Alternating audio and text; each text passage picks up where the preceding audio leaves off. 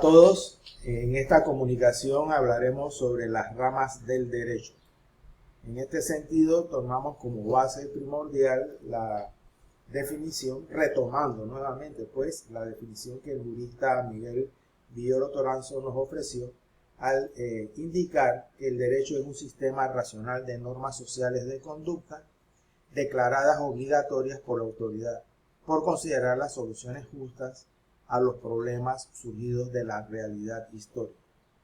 Ya entonces, cuando estamos haciendo alusión a las ramas del derecho, en donde existe un tronco común en lo que es la conceptualización del derecho en sí, vemos que el derecho se va proyectando en diversas ramas en la medida en que se van especializando, y asimismo estas ramas se van subdividiendo en subespecialidades o subespecializaciones. Aquí tenemos, por ejemplo, un cuadro que nos presenta Cristina Delgado Sánchez, en donde ella nos propone las ramas del derecho público, privado, social y otras, como se pueden observar. Quiere decir que cuando estamos hablando de las ramas del derecho, nos estamos refiriendo a la naturaleza jurídica, en particular de la rama de la que podamos estar estudiando o estar comentando.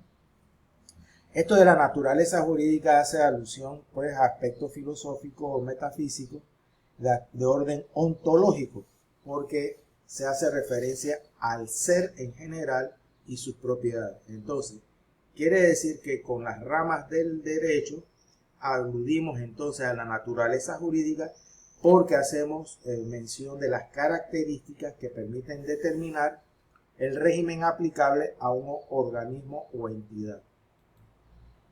De esta manera, tenemos que a nivel teórico, la doctrina ha propuesto dos grandes clasificaciones con relación a las ramas del derecho, mostrando sus variantes y vinculaciones, tanto amplias o generales, como sus derivaciones a aspectos especiales o especializados.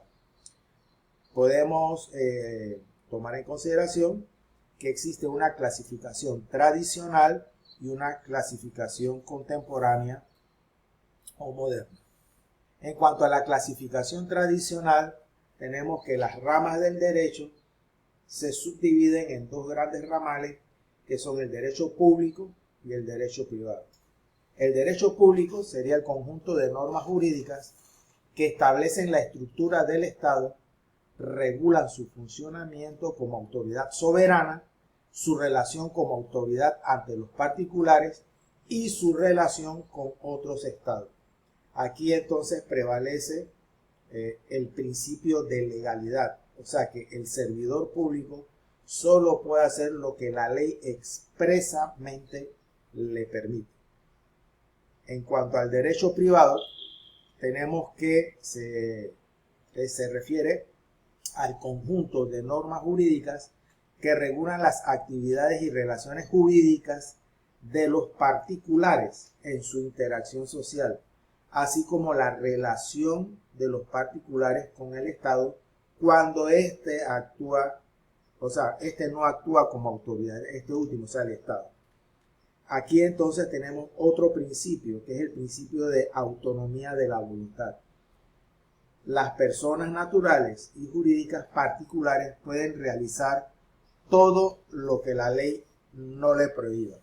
Aquí ya podemos entonces tener dos grandes distinciones en cuanto a la naturaleza jurídica del derecho público, en donde se establece el principio de estricta legalidad, en el sentido de que un servidor público solo puede hacer lo que la ley le permite que haga o lo autoriza. Mientras que si estamos en la rama jurídica del derecho privado, la naturaleza jurídica de las relaciones entre particulares, entonces el principio básico es el de la autonomía de la voluntad. Como lo dijimos anteriormente o lo observamos, las personas naturales y jurídicas particulares pueden realizar todo lo que la ley no le prohíbe. Ya la clasificación contemporánea nos agrega al derecho público y al derecho privado lo que se considera el derecho social. El derecho social se entiende como el conjunto de normas jurídicas que establecen un régimen de protección de los derechos de las personas o agrupaciones en circunstancias de desigualdades económicas, de clase o culturales, nivelándolos jurídicamente, procurando una solución más justa. Este derecho social se basa en el principio de la justicia social, con la finalidad del bienestar social de las personas, nivelando desigualdades.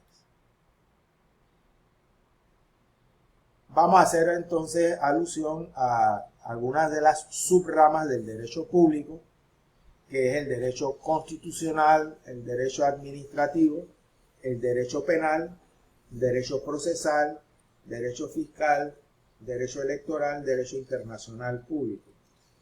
Recuerden que uno de los principios es el de la estricta legalidad, de que solo se hace lo que la ley expresamente permite, y en este sentido tenemos que el derecho constitucional se refiere a ese conjunto de normas jurídicas que hacen la estructuración del Estado, las instituciones del Estado, cómo lo va regulando, y delegará entonces posteriormente en las normas jurídicas inferiores el desarrollo con mayor detalle de los distintos temas o áreas que el derecho constitucional establece. El derecho constitucional entonces viene a ser la base fundamental en la que se establece el sistema jurídico.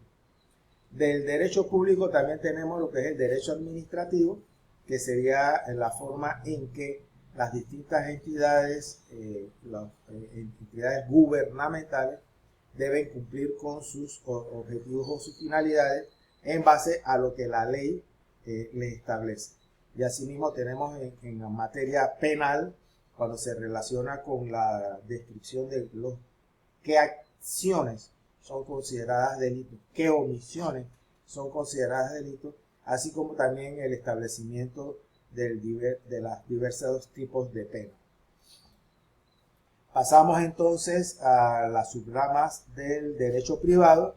Como ejemplo, recuerden que el principio aquí es que los particulares pueden realizar todo lo que la ley no le prohíba expresamente.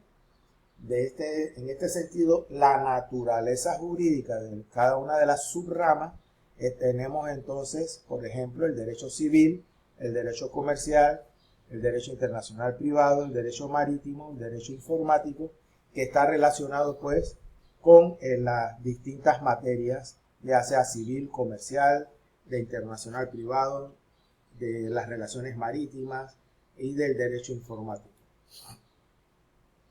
En cuanto a la subrama del derecho social, es menester destacar que se encuentran.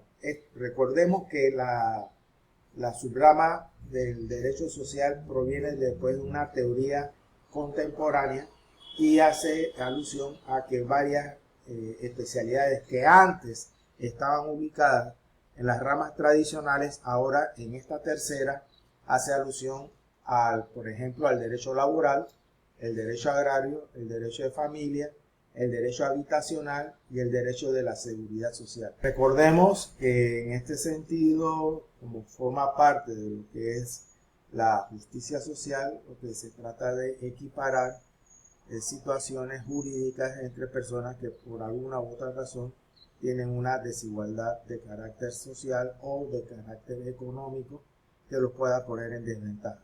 Se trata de equilibrar por el establecimiento de una serie de disposiciones especiales para evitar esta desigualdad. Ahora, como hemos visto que las distintas ramas del derecho tienen su conjunto de normas jurídicas que van a regular en determinadas materias, vemos que esto se refleja también en la administración de justicia. Asimismo, también la administración de justicia ha tomado en consideración las distintas ramas del derecho, de tal manera que el órgano judicial se ha estructurado con lo que se conoce como la jurisdicción ordinaria o común, que a su vez se conoce como las jurisdicciones civil y penal. Quiere decir que la jurisdicción ordinaria o común toma como base la administración de justicia en las esferas del derecho civil o también la administración de justicia en la esfera del derecho penal. Adicional a esto, el órgano judicial también en su estructura toma como base una serie de jurisdicciones especiales que se distinguen como el derecho de familia, el derecho de niñez y adolescencia, el derecho laboral, el derecho marítimo y el de libre competencia y asuntos del consumidor. En este sentido, quiere decir que el órgano judicial va a administrar justicia de manera especial en estas ramas del derecho o subramas.